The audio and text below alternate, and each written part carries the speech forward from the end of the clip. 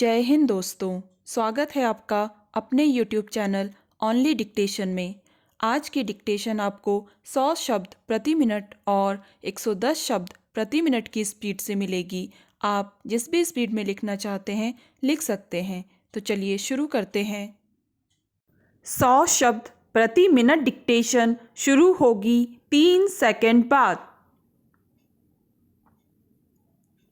करीब 2 वर्ष पहले किसानों ने जब अपने आंदोलन के तहत दिल्ली की सीमाओं पर डेरा डाला था, तब कई महीनों तक प्रदर्शन के बाद सरकार के साथ कुछ बिंदुओं पर सहमति बनी और किसान वापस गए, मगर अब एक बार फिर न्यूनतम समर्थन मूल्य की गारंटी के लिए कानून की मांग सहित कई अन्य मुद्दों के साथ किसानों ने दिल्ली चलो के नारे के साथ प्रदर्शन शुरू कर दिया है। सवाल है कि आखिर किसानों के पिछले आंदोलन के बाद सरकार के साथ हुए समझौते का क्या स्वरूप था और उसमें बनी सहमति को जमीन पर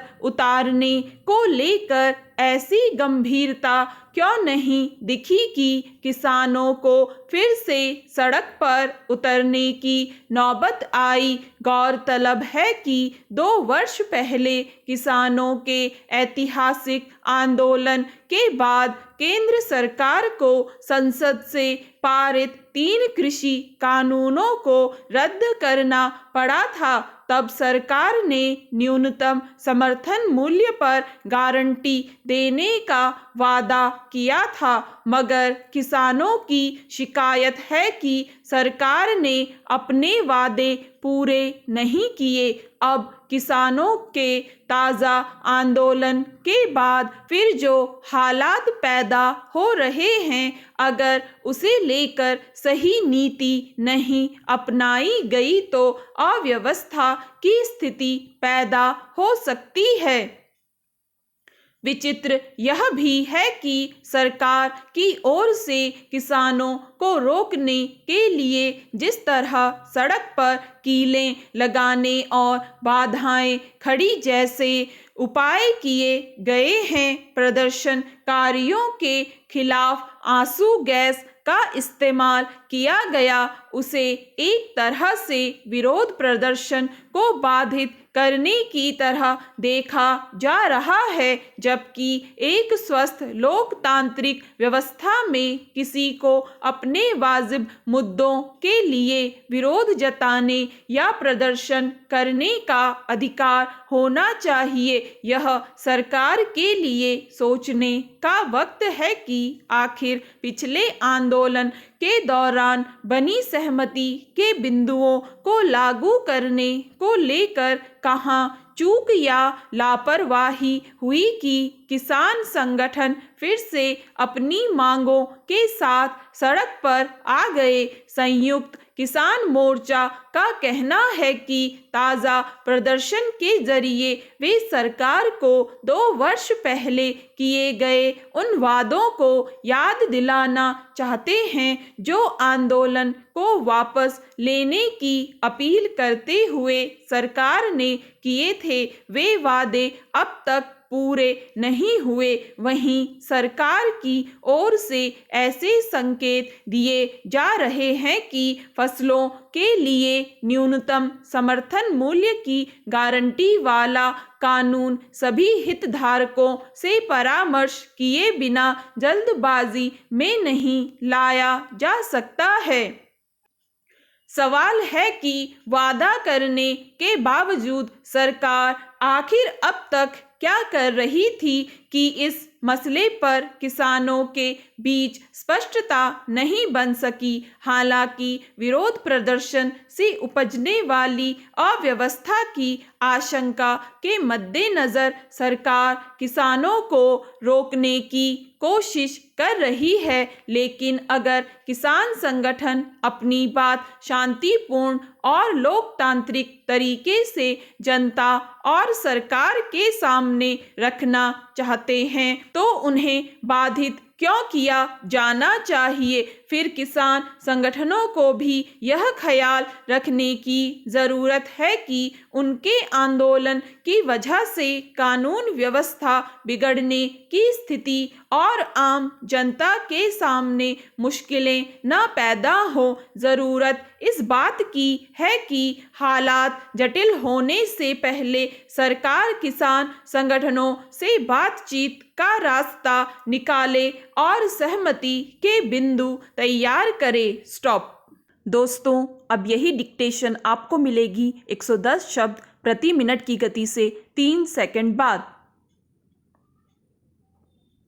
करीब 2 वर्ष पहले किसानों ने जब अपने आंदोलन के तहत दिल्ली की सीमाओं पर डेरा डाला था, तब कई महीनों तक प्रदर्शन के बाद सरकार के साथ कुछ बिंदुओं पर सहमति बनी और किसान वापस गए, मगर अब एक बार फिर न्यूनतम समर्थन मूल्य की गारंटी के लिए कानून की मांग सहित कई अन्य मुद्दों के साथ किसानों ने दिल्ली चलो के नारे के साथ प्रदर्शन शुरू कर दिया है। सवाल है कि आखिर किसानों के पिछले आंदोलन के बाद सरकार के साथ हुए समझौते का क्या स्वरूप था और उसमें बनी सहमति को जमीन पर उतारने को लेकर ऐसी गंभीरता क्यों नहीं दिखी कि किसानों को फिर से सड़क पर उतरने की नौबत आई। गौरतलब है कि 2 वर्ष पहले किसानों के ऐतिहासिक आंदोलन के बाद केंद्र सरकार को संसद से पारित 3 कृषि कानूनों को रद्द करना पड़ा था। तब सरकार ने न्यूनतम समर्थन मूल्य पर गारंटी देने का वादा किया था, मगर किसानों की शिकायत है कि सरकार ने अपने वादे पूरे नहीं किए। अब किसानों के ताज़ा आंदोलन के बाद फिर जो हालात पैदा हो रहे हैं, अगर उसे लेकर सही नीति नहीं अपनाई गई तो अव्यवस्था की स्थिति पैदा हो सकती है। विचित्र यह भी है कि सरकार की ओर से किसानों को रोकने के लिए जिस तरह सड़क पर कीलें लगाने और बाधाएं खड़ी जैसे उपाय किए गए हैं, प्रदर्शनकारियों के खिलाफ आंसू गैस का इस्तेमाल किया गया, उसे एक तरह से विरोध प्रदर्शन को बाधित करने की तरह देखा जा रहा है, जबकि एक स्वस्थ लोकतांत्रिक व्यवस्था में किसी को अपने वाजिब मुद्दों के लिए विरोध जताने या प्रदर्शन करने का अधिकार होना चाहिए। यह सरकार के लिए सोचने का वक्त है कि आखिर पिछले आंदोलन के दौरान बनी सहमति के बिंदुओं को लागू करने को लेकर कहां चूक या लापरवाही हुई कि किसान संगठन फिर से अपनी मांगों के साथ सड़क पर आ गए। संयुक्त किसान मोर्चा